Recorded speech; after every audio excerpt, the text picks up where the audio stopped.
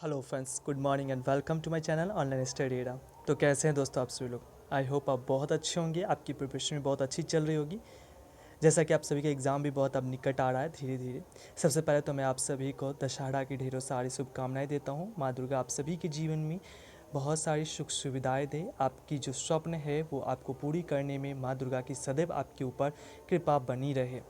चलिए, आज के हम लोग वीडियो में क्या देखने वाले हैं, क्या कुछ खास होने वाला है, उसके बारे में चर्चा करते हैं।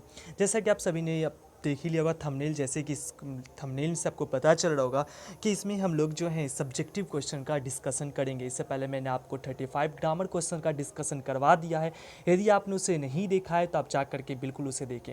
ये सारे सब्जेक्टिव क्वेश्चंस जो आपके एग्ज़ाम में इस बार के सेंटअप एग्ज़ाम में पूछे गए हैं, वही सारे क्वेश्चंस का मैंने डिस्कशन किया है। देखते हैं आपका सबसे फर्स्ट क्वेश्चन क्या है, जिसमें मैंने आपके साथ कुछ क्वेश्चन आंसर लिया है, एक्सप्लेनेशन लिया है, लेटर राइटिंग लिया है। ये सारे कुछ कुछ जो भी आपके इंपॉर्टेंट बनते हैं सारे क्वेश्चंस का मैंने इस वीडियो में डिस्कशन करने का पूरा कोशिश किया है। स्टार्ट करते हैं हम लोग फर्स्ट क्वेश्चन से।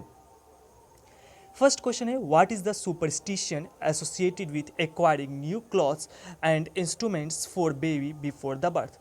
ऐसी कौन सी अंधविश्वास है, ऐसा कौन सा अंधविश्वास है जो इस अंधविश्वास इससे जुड़ा हुआ है कि अगर बच्चे के जन्म से पहले यदि हम उसके लिए नए कपड़े या उसके लिए खिलौने वगैरह ले लें तो उससे कुछ जुड़ा हुआ एक अंधविश्वास है। जो आप लोग भी देखते होंगे, हमारे गांव घर में भी ऐसा हो जाता है कि जब बच्चे का जन्म नहीं होता उससे पहले लोग वो मना करते हैं। हमारे जो बुजुर्ग रहते हैं, हमारे जो पूर्वज थे, वो लोग ने ऐसा सिखा रखा है कि कभी भी इस तरह का हो तो बच्चे के जन्म से पहले कोई नया कपड़ा या तो उसके लिए कोई खिलौना वगैरह ना लेना चाहिए।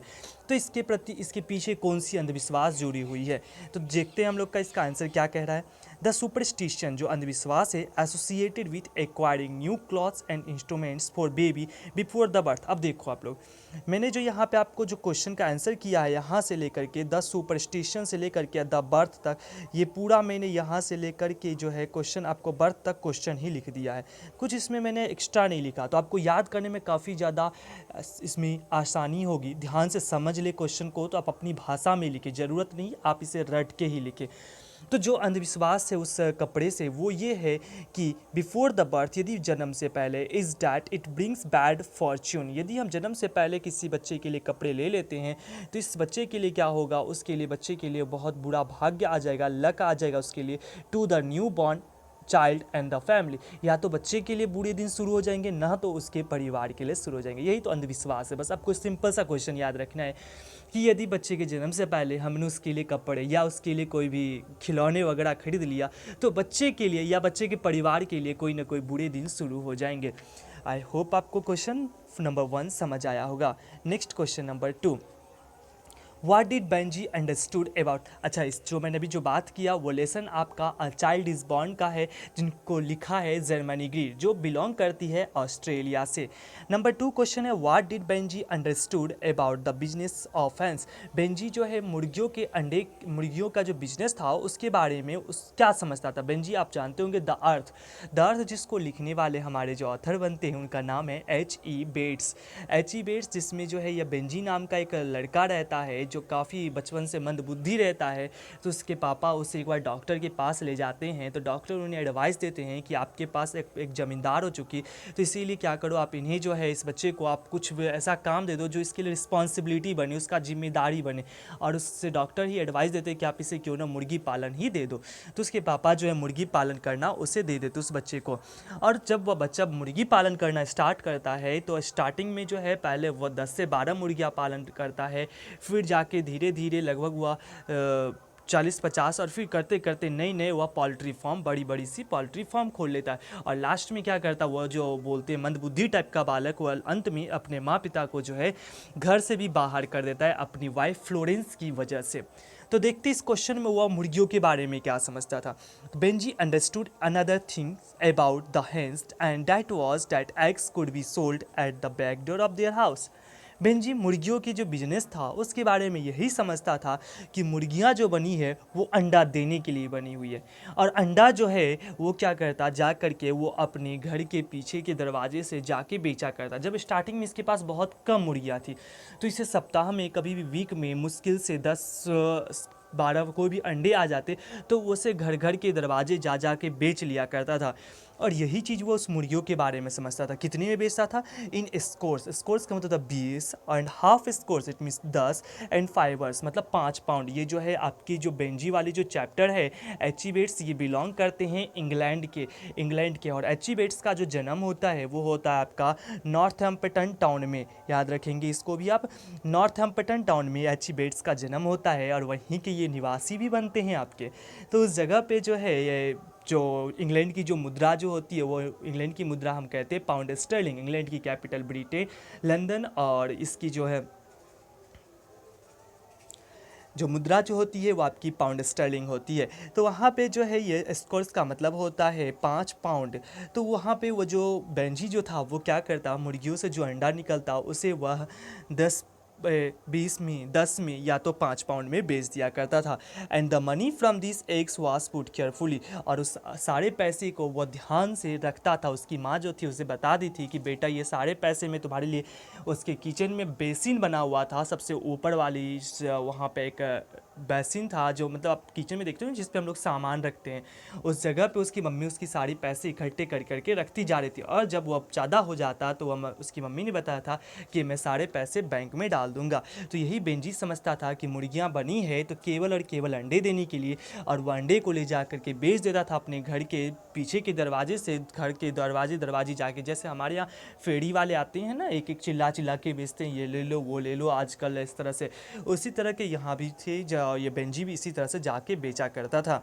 आई होप आपको समझ आया होगा। Next question number 3, How would the poet in The Soldier like to be remembered if at all he dies in the battle? कवि द सोल्जर के जो ऑथर बनते, पोएट बनते, उनका नाम बनता आपका रूपर्ट ब्रूक। रूपर्ट ब्रूक चाहते हैं कि जब मैं मर जाऊं तो लोग मुझे याद करें, यदि मेरी मृत्यु युद्ध में हो जाती है। कभी इसमें जो द सोल्जर के रूपर्ट ब्रूक जो पोएट बनते हैं वह एक सैनिक रहते हैं, और वह बोलते हैं ऐसा कि जब मेरी मृत्यु हो जाए तो लोग मुझे याद करें। कैसे याद करें, वो इनकी बहुत बड़ी लालसा रहती है, इच्छा रहती है। देखते हैं आंसर क्या है। He would like to be remembered, कवि चाहते हैं कि लोग मुझे याद करें एज अनफॉरगेटेबल, अविस्मरणीय, मतलब जो कभी भूला ना जा सके। सोल्जर, एक कभी भूले ना जाने वाले सैनिक के रूप में लोग मुझे याद करें। हु नेवर फियर डेथ, जिसे कभी मरने से कभी डर नहीं लगा है, जो कभी भी चाहे जैसी भी परिस्थिति क्यों ना आए, चाहे कितनी बड़ी परेशानी क्यों ना आए, मुश्किलें क्यों ना आए, वो हमेशा डट के सामना करने के लिए आगे बढ़ा है। एंड और हु लव्ड हिज कंट्री, जो अपने देश से काफ़ी ज़्यादा प्यार भी करते हैं। एंड कंट्री मैन, अपने देश के लोगों से प्यार करते हैं। विथ हार्ट एंड सॉल, अपने दिल और आत्मा से वो लोगों से प्यार करते हैं। वही कहते हैं कि जब मैं मर जाऊं तो मुझे मेरे देशवासी जो हैं वो मुझे भूले नहीं, वो मुझे याद रखे कि वैसा वो रूपर्ट ब्रूक एक ऐसा व्यक्ति है। ये रूपर्ट ब्रूक अपने ही बारे नहीं कहते, ये कहते हैं कि मुझे, हम सारे सोल्जर्स को वो याद रखे लोगों, कि वो एक ऐसा व्यक्ति है जो हम सभी की रक्षा करने के लिए कभी मृत्यु से तक नहीं डरा। वो हर एक परिस्थिति से झगड़ने के लिए आगे बढ़ने के लिए तैयार था। नेक्स्ट है question number 4, what did the fire hymn say to the speaker? Fire hymn मतलब जो ये अग्नि स्तुति है, यहाँ पे फायर हिम की अगर हम पोइट की बात करें तो उनका नाम बनता है के.कई.एन. दारुवल्ला। के.कई.एन. दारुवल्ला में जो है यहाँ पे एक उनका बेटा रहता है और मतलब कि वो एक धर्म से जो है पारसी रहते हैं, और पारसी रिलीजन में जो है किसी को भी दाह संस्कार करना, इट मीन्स आग में जलाना गुनाह माना जाता है। और इन सब के धर्म में जहाँ पे जलाया, मतलब जहाँ पे इनको ले जाया जाता है उसे कहते हैं हम लोग टावर ऑफ साइलेंस। तो इनके घर से टावर ऑफ साइलेंस काफ़ी ज़्यादा दूर थी, जिस वजह से जो है इन्हें अपने बेटे को, मतलब गरीबी की वजह से ये उतना दूर जा नहीं सकते थे, जिस वजह से इन्हें अपने बेटे को आग में सौंप देना पड़ा। जब ये आग में अपने बेटे को सौंप देते हैं तो वो आग को कहते हैं, अरे आग बहुत तू है क्रूर, तू क्रूर बहुत है। क्यों क्रूर है? आग वैसे भी बहुत क्रूर होता ही है, लेकिन कवि का सेंस किसी और मतलब में है। आग को वो इस वजह से क्रूर कहते हैं क्योंकि वह आग जो है उनके बेटे को तो जो जलाता जो है, वह देखते हैं कि कुछ लाश ऐसे होते हैं जिनके हाथ पांव वो पूरी तरह से नहीं जला पाता है, वो कुछ अध जले रह जाते हैं, जिस वजह से आग को कहते हैं तुम अपना कर्तव्य भूल गए हो। और यही चीज़ को जो है कह करके फिर से अपने बेटे को जो उन्होंने दे दिया उस आग को, उसमें जो वह करने के बाद बहुत ज़्यादा वह पछताते हैं, रोते हैं। यही क्वेश्चन है कि फायर हिम ने जो है, what did the fire hymn say to the speaker, वो जब उसके पास जाकर के उस दाह, जहाँ पे दाह संस्कार हो रही थी, उस रास्ते से जब गुजर रहे थे, तो वहाँ पे जो है कवि को वो अग्नि स्तुति के माध्यम से क्या बताना चाहता है। The fire him said to the speaker, ये जो फायर हिम है, ये जो अग्नि स्तुति है, वह सेड टू द पोएट, वह कवि से कहते हैं that it had forgiven him, कि उस आग ने जो है इनको माफ़ कर दिया, कि इन्होंने जो अपने बच्चे को जो आग को सुपुर्द कर दिया था, उस वजह से जो है आग ने इन्हें माफ़ कर दिया। इन्हें बोल रहा है कि तुम अब इस तरह से अपने आप को गिल्टी मत फील करवाओ, अपने आप को दोषी मत मानो, मैंने तुम्हें माफ़ कर दिया। फॉर, किसके लिए, कंसाइनिंग, सौंपनी के लिए, हिज फर्स्ट बॉर्न, अपने सबसे पहले जन्म लिए हुए बच्चे को जो है, टू फ्लेम्स, ज्वाला में, आग में, सम 25 ईयर्स बैक, लगभग 25 साल पहले जो है वह अपने बच्चे को, नई जन्म हुए बच्चे को, सबसे पहले जन्म हुए बच्चे को जो है वो आग में सुपुर्द कर दिए, सौंप दिए, जिस वजह से जो है इन्हें अब जाके अपने आप पे बहुत अफसोस होता है, बहुत ये ग्रीवेंसेस फील करते हैं, अपने आप को गिल्टी समझते हैं, और इस वजह से वो आग के पास खड़े होकर रोते हैं। तो उस अग्नि स्तुति कहती है कि कई अंदर वल्ला, मैंने आपको जो है क्या कर दिया, माफ़ कर दिया। किस वजह से, क्योंकि आपने जो है मुझे क्या दिया, अपना पहला जो बच्चे जो दे दिया, आग में मुझे सौंप दिया, इस वजह से जो है आपकी जो गलती हुई है उसे मैंने माफ़ कर दिया।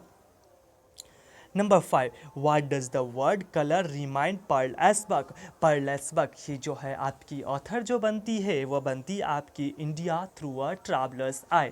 इसमें यह शब्द जो है कलर, ये शब्द कलर जो है लेखिका के दिमाग में कौन सी बात को बार बार दोहराती है, कौन सी बात को याद दिलाती है।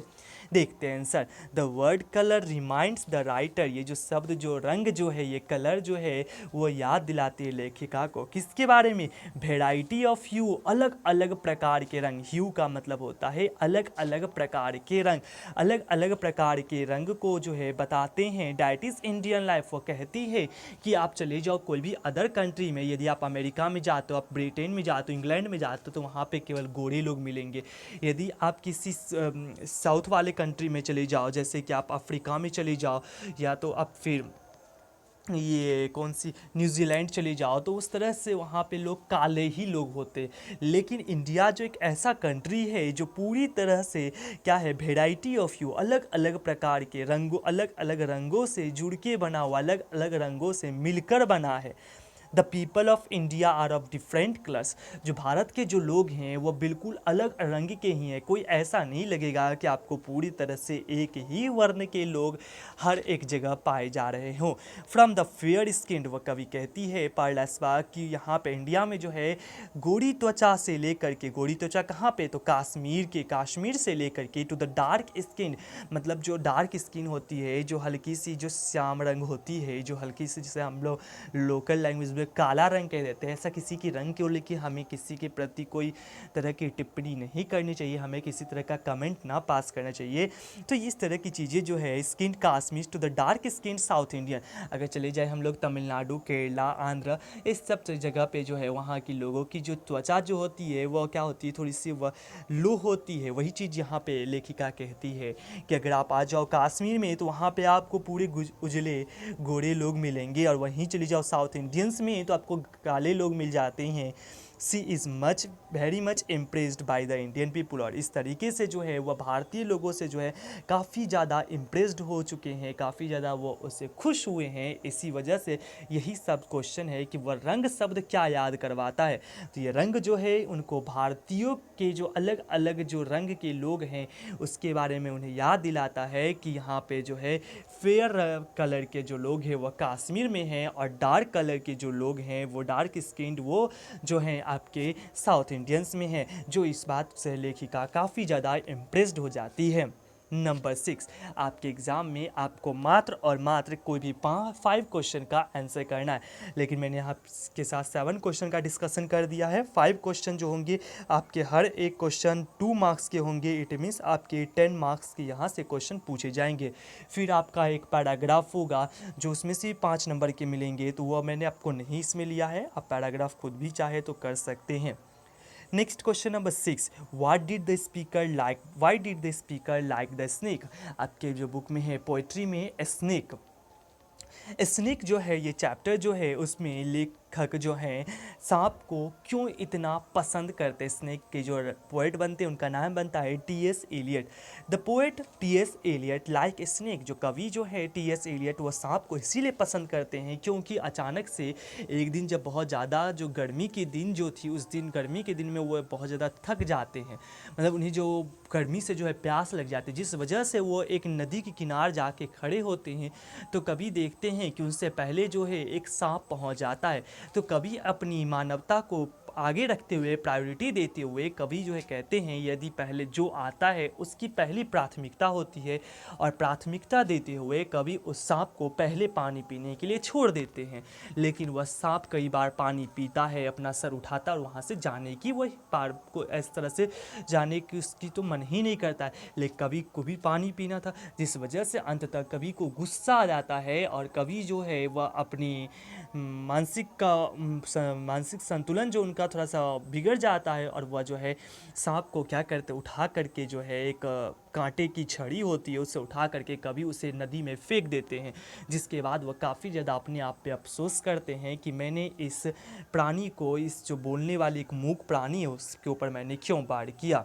तो यही क्वेश्चन है, कभी स्टार्टिंग में जो सांप को बहुत पसंद करते हैं क्यों।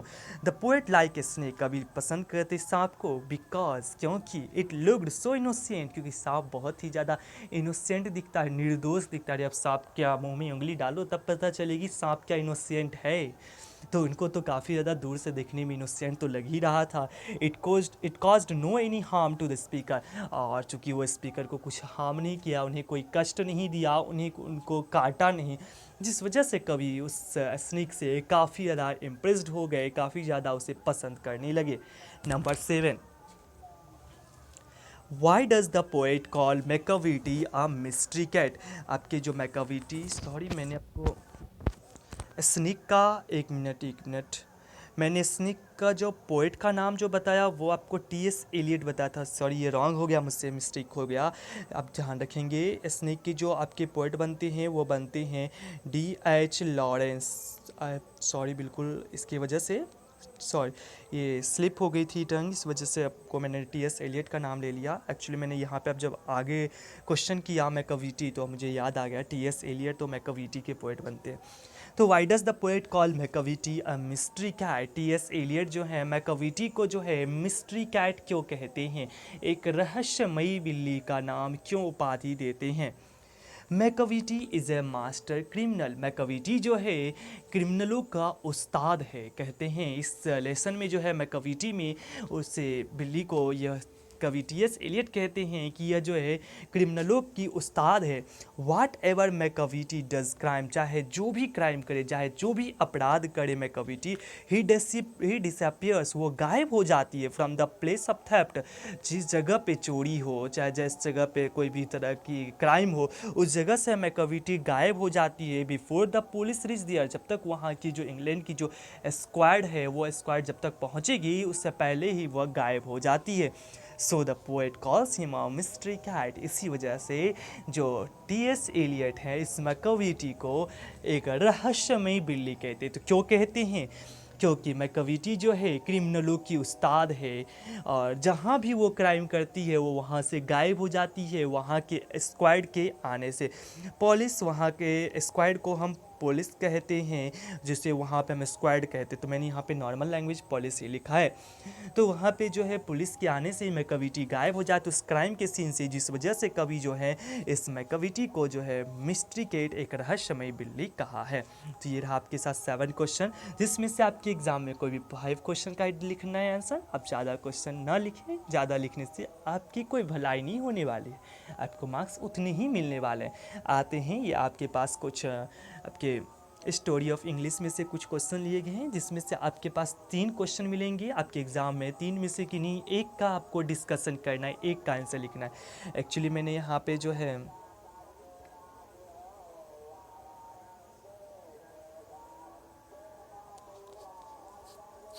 आई होप आपको अब दिख रहा होगा।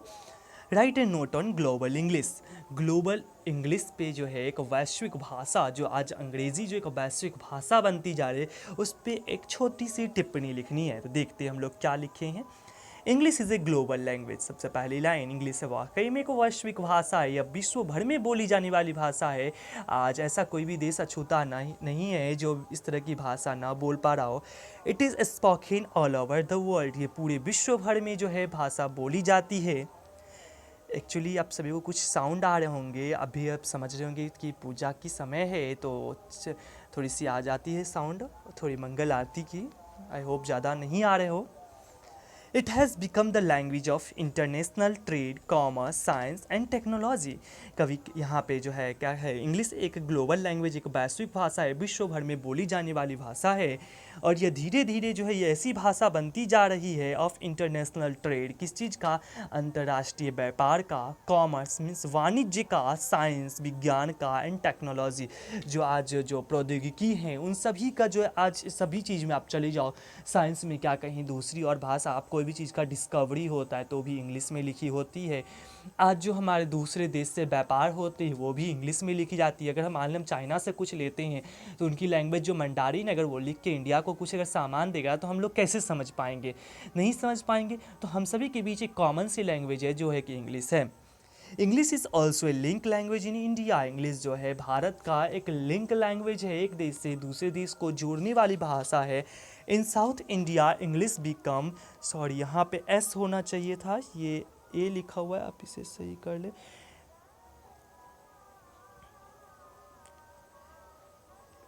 English becomes necessity to do any types of job. हमारे इंडिया में ही बात कर लेते हैं, साउथ इंडिया जैसे कि केरला, तमिलनाडु, आंध्र प्रदेश, ये सारे राज्य में जो हैं यदि आप चले जाओ तो इंग्लिश जो है वहाँ के लिए बहुत ही ज़्यादा आवश्यक बन जाती है। यदि आप किसी छोटे से होटल में एक वेटर का भी काम करना चाहते हो तो आपको इंग्लिश आनी ही चाहिए। This language is broadly spoken in America. यह भाषा जो है अमेरिका में काफ़ी बड़ी स्तर पे जो है बोली जाती है।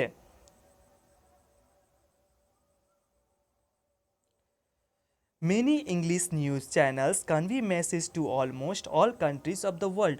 आज के समय में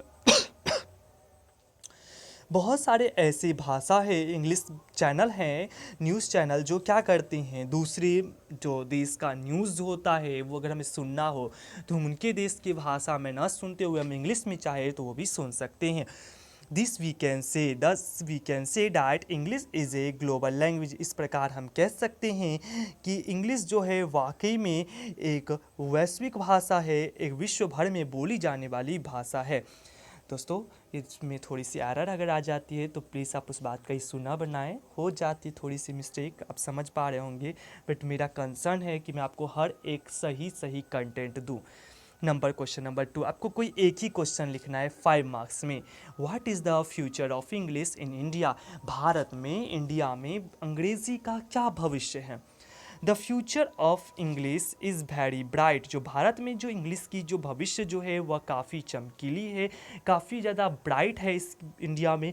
India is a developing country. Bharat एक डेवलपिंग विकसित देश में से एक है। ऑल रिसेंट इन्वेंशन, हाल फिलहाल में जितने भी आविष्कार हो रहे हैं, एंड डिस्कवरीज, जो भी खोज हो रहे हैं, आज हमारे यहाँ पे DRDO हैं, इसरो हैं, या तो जो भी इस तरह के जो नए नए विज्ञान और प्रौद्योगिकी से जुड़े हुए हैं, ये सब जितनी भी खोज कर रहे हैं are found in the books of English. ये सभी जो है आपको अंग्रेजी के ही पुस्तक में मिलेगी। फिर धीरे धीरे उसकी ट्रांसलेट होके हिंदी में भी आपको अवेलेबल हो जाती है, लेकिन वह स्टार्टिंग पहले इंग्लिश से ही होती है। Today we can't progress without English. आज एक ऐसा समय आ चुका है कि हम लोग बिना अंग्रेजी भाषा के हम लोग कभी विकसित हो नहीं सकते। हम अंग्रेजी भाषा के बिना हम आगे बढ़ना, हमारा सोचना भी व्यर्थ है। English has become an international language. अंग्रेजी एक अंतर्राष्ट्रीय भाषा बन गया है। And it has future in India, और इसका भारत में बहुत बड़ा भविष्य है। बिकॉज ऑफ ग्लोबलाइजेशन, किसकी वजह से, तो ग्लोबलाइजेशन की वजह से आज जो पूरे जो विश्व एक साथ होते जा रहे, एक साथ जो व्यापार कर रहे हैं, जिस वजह से भारत में इसका बहुत बड़ा भविष्य है। The students who have good working knowledge of English, वो सारे विद्यार्थी, वो सारे युवा, वो सारे स्टूडेंट्स जिन्हें अंग्रेज़ी का सही ज्ञान है, can get a good post and handsome salary, उन्हें एक अच्छी पोस्ट मिलती है और एक अच्छी सी उनकी सैलरी भी मिलती है।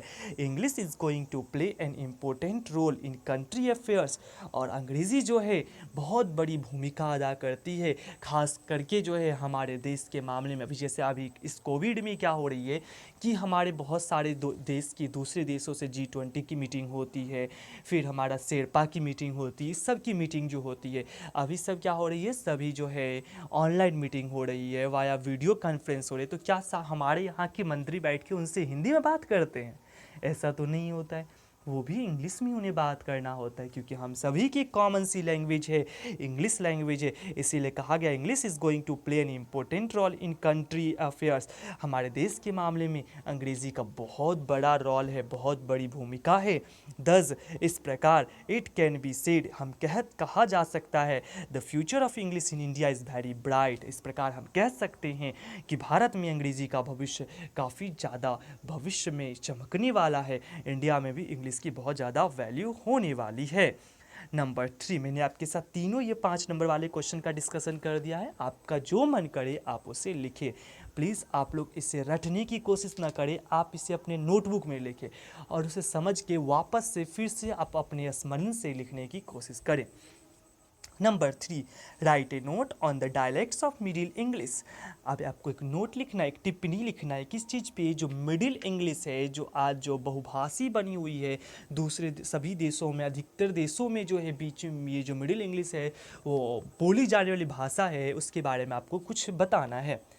पहले तो हम सबसे पहले जानते हैं कि मिडिल इंग्लिश कब से कब तक चली। The period from AD 1152 to 1500 after death of ईसो, ये 1152 से लेके 1500 तक जो है is called Middle English period in the history of English. यदि हम अंग्रेजी के इतिहास में बात करें तो 1152 से लेकर के 1500 तक, जो 1152 से 1500 तक का जो समय जो चला है उसे हम अंग्रेज़ी के इतिहास में मिडिल इंग्लिश कहते हैं। ड्यूरिंग दिस पीरियड, इस अवधि के दौरान, English was a mixture of dialects, इस अवधि के दौरान अंग्रेज़ी जो भाषा जो है वह पूरी तरह से मिक्सचर है। किस चीज़ का? डायलेक्ट्स का। इट मीन्स जो है यह बहुभाषी बन चुकी है, ज़्यादा लोगों के द्वारा बोले जाने वाली बन गई है। इसमें बहुत सारे लोग बोलने वाले आ गए, जैसे दीज डायलेक्ट्स वर्ड, इसमें कौन कौन है? Northern, southern, east, midland, west midland and Kentish. ये सारे प्रांत के नाम हैं, जो हर एक प्रांत के लोग जो हैं इसे बोलना स्टार्ट कर दिए। Middle English deferred from modern English in spelling, pronunciation and grammar.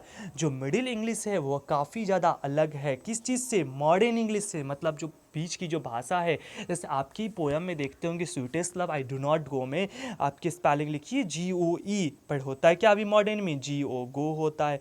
उस तरह से यहाँ पे है कि मिडिल इंग्लिश जो है मॉडर्न इंग्लिश से स्पेलिंग हो गई, प्रोनाउंसिएशन हो गई, उच्चारण हो गई और ग्रामर हो गई, ये सब में थोड़ी थोड़ी सी जो है अलग हो जाती है। अब जैसे कि आप लोग सब लोग जानते हैं, हम लोग आई के साथ साल का यूज़ करते हैं, बट मॉडर्न इंग्लिश क्या कहता है? आप आई के साथ विल भी लगाओ, कोई इशू नहीं उसके साथ। तो यही चीज़ें जो है यहाँ पे आपके साथ डिस्कशन हुआ। आते हैं हम लोग आगे का क्वेश्चन। आप सभी को पता, आपके एग्ज़ाम में जो है आते हैं ऑथर्स के नेम, पोएट के नेम और उनके वर्क को मैच करने के लिए क्या है, देखते हैं। Match the names of the poets and there works. इसमें जो है आपको मैच करना है, तो हम देखते हैं कमला दास। सबसे पहले कमला दास का नाम आया है। कमला दास जो हमारी पोएट बनती है वो बनती है माई ग्रैंड मदर हाउस की। WH Auden, now the leaves are falling fast. John Donne, sweetest love I do not go. Keki Daruwalla, fire hymn के पोएट बनते हैं। और TS Eliot, Macavity the mystery cat के जो हैं पोएट बनते हैं। और आप लोग को एक और लिख लिए, जैसे DH लॉरेंस, प्लीज़ आप गलती को उस ज़्यादा ना याद रखें। DH लॉरेंस जो बनते हैं वो बनते हैं आपके स्नेक के पोएट। चलिए आते हैं आगे। एक्सप्लेन द लाइन, आपके एग्जाम में कोई एक लाइन आपके साथ ऑप्शन, 4 ऑप्शन रहेंगे, आपका एक क्वेश्चन 4 मार्क्स में ये पूछा जाएगा, तो आपको ये 4 मार्क्स में मिलेगा एक्सप्लेनेशन का लाइन।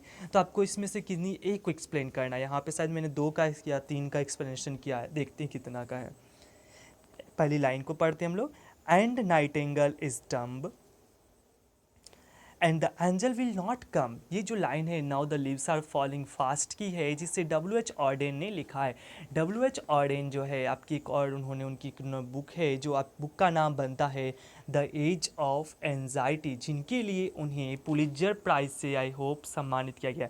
इसे आप एक बार ज़रूर अपनी हैंड से चेक कर लेंगे, मैं थोड़ा इसमें कंफर्म नहीं हूँ इन्हें कौन से प्राइज से दिया गया, लेकिन इनकी जो बुक बनती है द एज ऑफ एंजाइटी, इस बुक में इसमें एक लाइन लिखी गई है and the Nightingale is dumb. Dumb का मतलब होता है गूंगा हो जाना। कवि कहते हैं कि समाज के वो लोग जो अच्छे होते हैं, जब उनके साथ परिस्थिति घिर जाती है तो वो अच्छे लोग भी अपना मुंह बंद कर लेते, वो भी कुछ नहीं बोलते हैं। जब वो बुरे मतलब कोई अत्याचार कर रहे होते उनके ऊपर, तो वो सब अत्याचार सहते हुए उन्हें छोड़ देते हैं। And the angel will not कम, और जो लोग अत्याचार जिस सह रहे होते हैं, बर्दाश्त कर होते हैं, उन्हें ऐसा आशा रहता है कि कोई ना कोई हम सभी की रक्षा करने के लिए ज़रूर आएगा, कोई ऐसे देवदूत आएंगे, लेकिन ऐसा होता नहीं है, कोई उनके पास नहीं आता है। तो चलिए हम लोग अपने किताबी लाइन पे आते हैं, इन्होंने क्या वर्णन करने के लिए कहा है। These lines have been taken from the Now the Leaves Are Falling Fast। ये जो पंक्ति जो है आपकी उठाई गई है Now the Leaves Are Falling Fast। जब भी आपकी एक्सप्लेनेशन की कोई लाइन आए तो सबसे पहले आप उनकी इंट्रोडक्शन जितनी ज़्यादा शब्दों में आप लिख सको वो आपके लिए काफ़ी ज़्यादा बेनिफिशियल होने वाली है। तो आप लोग अच्छे से लिखो, ज़्यादा बढ़ाओ के। तो ये जो है जो लाइन जो ली गई है वो now the leaves are falling fast से ली गई है, which is very beautifully composed by W.H. Auden, जो बहुत ही सुंदर तरीके से लिखा गया है किनके द्वारा, W.H. ऑर्डेन के द्वारा। आप चाहो तो यहाँ पे एक और लाइन पढ़ा सकते हो, his good collection includes the age of anxiety. इनकी जो अच्छी सी जो इनकी जो कलेक्शंस है जो इन्होंने संग्रह किया है बुक में, वह है द एज ऑफ एंजाइटी में। So he was awarded with Pulitzer prize, anything जो भी हो, इसी वजह से इन्हें पुलित्जर प्राइज़ से भी अवार्ड किया गया, क्योंकि आप जितना ज़्यादा लिखोगे वो आपके लिए अच्छा होने वाला है, वो आपके लिए मार्क्स गेन करेगा। तो वो जो भी चीज़ें हैं वो आप बढ़ा के लिखो। इन दिस पोयम, इस कविता में, the poet expresses the frustration and depression of modern age. इस कविता में जो है कवि जो हैं एक्सप्रेसेस, यहाँ पे एक चीज़ है देखेंगे, एक्सप्रेस ही मैंने लिख दिया है, ये एक्सप्रेस यहाँ पे रॉन्ग हो जाएगा। क्यों रॉन्ग हो जाएगा वो भी मैं बताता हूँ, क्योंकि पोएट जो हैं सिंगुलर नाउन है और इनके साथ जो है भर्ब भी जो चाहिए हमें सिंगुलर चाहिए, और भर्ब में जब तक हम ई एस या एस नहीं लगाते हैं तो वह सिंगुलर नहीं बनती है। तो यहाँ पे हमारा होगा एक्सप्रेसेस द फ्रस्ट्रेशन। कवि जो है यहाँ पे एक्सप्रेस करते हैं, वर्णन करते हैं किस चीज़ को, अपनी फ्रस्ट्रेशन को और डिप्रेशन को, अपनी तनाव को, इस आधुनिक उम्र में, इस आधुनिक एज में, इस आधुनिक युग में क्या कहना चाहते इस लाइन के माध्यम से। Through this line the poet wants to say that the nightingale has also become quite in this winter season. इस पंक्ति के माध्यम से अब आप इसकी हिंदी याद करने की कोशिश करें और अपनी भाषा में लिखे सभी लोग। ज़रूरत नहीं आप इसी भाषा को लिखो, आप अपनी भाषा में लिखो, वो ज़्यादा आपको ज़्यादा दिनों तक याद रहेगी। यदि आप किसी चीज़ को रटते हो तो वह कुछ क्षण के मेहमान होते हैं, लेकिन यदि आप किसी चीज़ को समझते हो तो वह आपके लिए लंबे समय तक रहते हैं। तो कवि क्या कहते हैं, the poet wants to say that, कवि कहना चाहते हैं the nightingale has also become quite. जो नाइटिंगेल जो है वो जो है क्या हो गई है, वो भी शांत हो गई है, वो भी गूंगी हो चुकी है। कब, इन दिस विंटर सीजन, इस ठंड की मौसम में। मतलब जब ठंड उसे भी लगती है तो उसको भी बोलने का दिल नहीं करता है, उसको भी बोलने का मन नहीं करता है। There will be no one to save us, अब हमें बचाने के लिए कोई नहीं है। इट मीन्स हमें मतलब समाज के वो जो जालिम लोग जो हैं, जो गरीबों के ऊपर या जो जिसके ऊपर वो अत्याचार करते हैं उनकी बात हो रही है कि वो कह रहे हैं कि हमें मतलब उन अत्याचारियों से बचाने के लिए उन्हें कोई नहीं आगे बढ़ के आता है। Nor would any angel come to rescue nature from destruction and death, और ना ही कोई इस तरह के देवता आते हैं, ना कोई देवदूत आते हैं जो बचा सके, रेस्क्यू कर सके, उनकी संरक्षण कर सके। किस चीज़ की, तो प्राकृतिक की, फ्रॉम डिस्ट्रक्शन, इस तरह के जो लोगों से परेशान हो रहे हैं, एंड डेथ, इस तरह के मृत्यु से। Now the leaves are falling fast, it means जो होता है कि अब जो लोग जो हैं वह बहुत तेज़ी से अपनी मृत्यु के करीब बढ़ते जा रहे हैं। देयर इज़ लाइफलेसनेस ऑल अराउंड, और पूरी चारों तरफ यदि हम बात करें तो पूरी तरफ चारों तरफ जो है लग रहा है ऐसा कि अब जीवन है ही नहीं, जीवन विहीन लग रहा है। इसी चीज़ का जो है कवि यहाँ पे डिस्कशन कर रहे हैं। आई होप आपको हिंदी समझ आई होगी, आप अपने भाषा में लिखने की कोशिश करें। नेक्स्ट है लाइन एक्सप्लेन इट। आप हो सके तो आप हर एक स्लाइड का आप स्क्रीनशॉट ले लिए और बाद में आप इसे अपने नोटबुक में ज़रूर लिखिए। यही सेम टू सेम क्वेश्चन पूछे गए आपके एग्ज़ाम में। जिनका एग्ज़ाम नहीं हुआ है वो लोग आप लोग अपनी प्रिपरेशन करें और अच्छे से एग्ज़ाम देने की कोशिश करें। I swore to save fire from the sign of forgetfulness. ये जो लाइनें जो है ये यहाँ पे कहते हैं, मैं शपथ लेता हूँ सेव टू सेव फायर। जब भी आपको कोई लाइन आए तो सबसे पहले आप ये काम करिए, पहचानने की कोशिश करें कि लाइन कौन से पोयम से ली गई है। जैसे ही आग की बात हो गई, इट मीन्स के अंदर वल्ला, इट मीन्स फायर हिम की बात हो रही है। तो ये कहते हैं मैं शपथ लेता हूँ, मैं कसम खाता हूँ कि आग को मैं बचाऊंगा।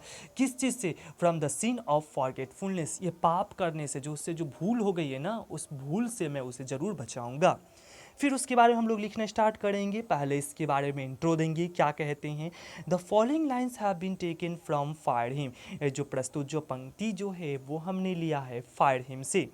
विच is written by Keki Daruwalla, जो बहुत ही सुंदर तरीके से लिखी गई है केकई अंदरुवल्ला द्वारा। In this poem the poet describes about a burning Ghat.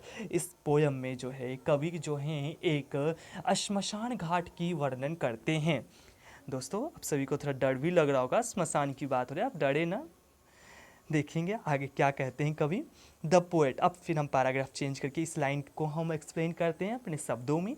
The poet says that, कवि कहते हैं he is a Parsi by religion, ये धर्म से एक पारसी हैं।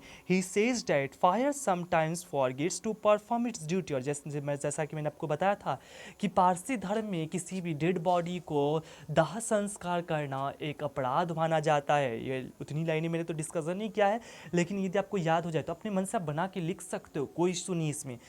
वो कहते हैं डैट फायर समटाइम्स, कि कभी कभी आग जो है फॉरगेट्स भूल जाता है। क्या भूल जाता है? टू परफॉर्म इट्स ड्यूटी, अपना वह टास्क करना, अपना कर्तव्य निभाना भूल जाता है। मेनी ऑफ द लिम्स, बहुत सारे जो टुकड़े होते हैं हमारे शरीर की, जो पार्ट होते हैं, ऑफ द डेड, जो मृत शरीर की जो होते पार्ट, आर लेफ्ट अनबर्न, वह उसे बिना पूरी तरह से जलाए हुए छोड़ देता है।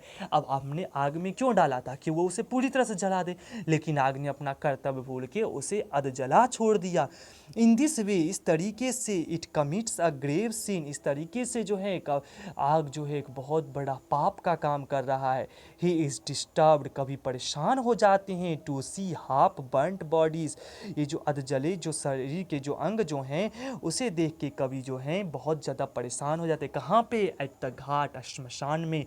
And is filled with guilt, और वो अपने आप पे जो है वह अपने आप को दोषी मानते हैं कि मैंने भी इस तरह का गलत काम किया और इस आग से मैंने काम गलत करवाया भी है। With guilt of having burned the body of his first born son some years ago, अपने आप को ये दोषी मानते हुए कहते हैं कि मैंने भी अपने बच्चे को, सबसे पहले जन्म लिए बच्चे को जो है आग में सुपुर्द कर दिया, जो बिल्कुल गलत है। So he asks for forgiveness and swears never to repeat it, इसीलिए कवि जो है उस आग से कहते हैं, हे आग, आग देवता, क्या आप मुझे माफ़ कर सकते हो और मुझे माफ़ कर दो। And swears never to repeat it, और वह कहते हैं मैं शपथ खाता हूँ, मैं शपथ लेता हूँ कि मैं अब वापस से इस तरह की अपराध, इस तरह की गलती मैं कभी नहीं करूँगा। ये दो आपका पोएम का था डिस्कशन। नेक्स्ट जो है आपका ये प्रोज सेक्शन का एक मैंने लिया है। प्लीज़ आप सारे क्वेश्चन का स्क्रीनशॉट जरूर रख ले और जिसे आप बाद में अपने नोटबुक में लिख भी सकते हैं। This means that cheap daily paper which goes everywhere he has most influence. Paper की बात आ गई। Paper means how free is the press, it means Dorothy L सायर्स के द्वारा की बात हो रही है।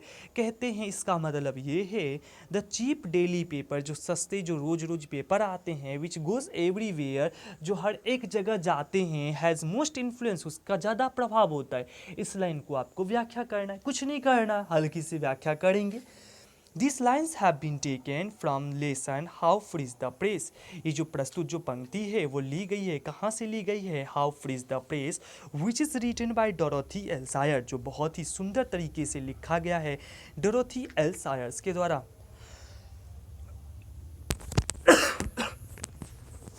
सॉरी गाइस, जो बहुत ही सुंदर तरीके से लिखा गया डोरोथी एल सायर्स के द्वारा।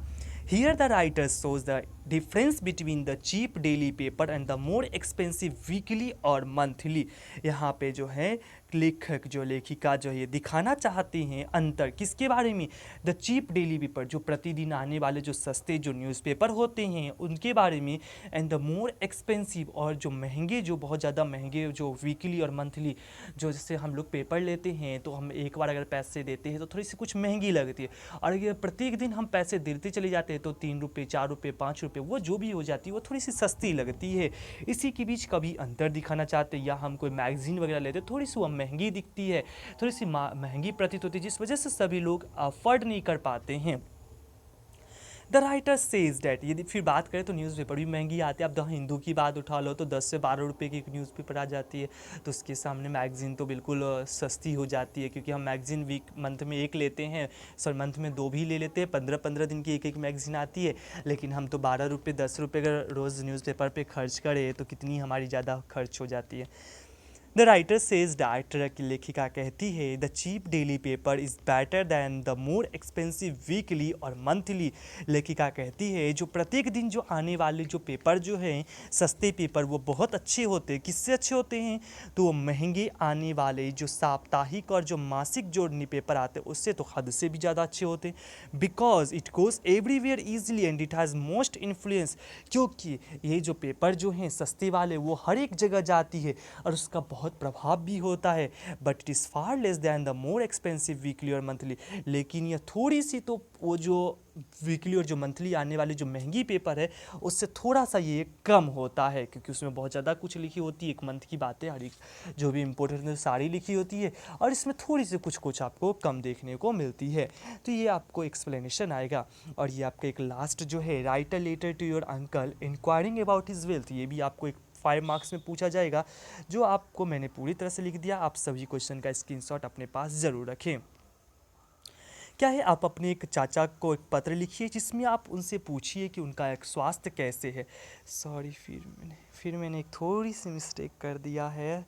सॉरी दोस्तों, आप लोग इस चीज़ को ज़्यादा बड़ा ना बनाएं। यहाँ पे हेल्थ होगा, मैंने वेल्थ लिख दिया है, धन के बारे में नहीं पूछना है।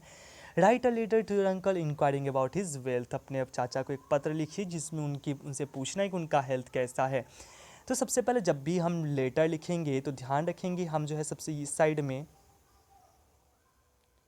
यहाँ पे जो इस जगह पे थोड़ी सी यहाँ पे मेरी आ गई है, लेकिन आप इस जगह पे अपना एड्रेस लिखेंगे। जैसे मैं बोरिंग रोड पटना लिखा हूँ 26 अक्टूबर 2020, जो कल की डेट मैंने मेंशन किया है। अब यहाँ से मैंने स्टार्ट किया, डियर अंकल, जो मेरे जो हैं चाचा श्री, या जो भी वो आप लिखेंगे, माय डियर अंकल, या अंकल जैसे हिंदी में आप पूजनीय अंकल लिखते हैं। I am quite well here, यहाँ पे मैं सकुशल हूँ, एंड आई होप, और मुझे आशा है, क्या आशा है, that you also same there, कि आप भी वहाँ मेरे जैसे सकुशल होंगे, अच्छे होंगे, आनंद में होंगे।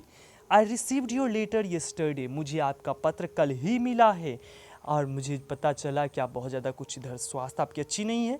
आई राइट टू नो, मैंने ये पत्र जो लिखा है, जो आप पत्र तो भेज तो दिए हो, लेकिन उसमें आप अपनी स्वास्थ्य के बारे में कहीं चर्चा नहीं की हैं। इसी वजह से मैं ये पत्र लिख रहा हूँ about your health through this letter, मैं इस पत्र के माध्यम से आपके स्वास्थ्य के बारे में जानना चाहता हूँ।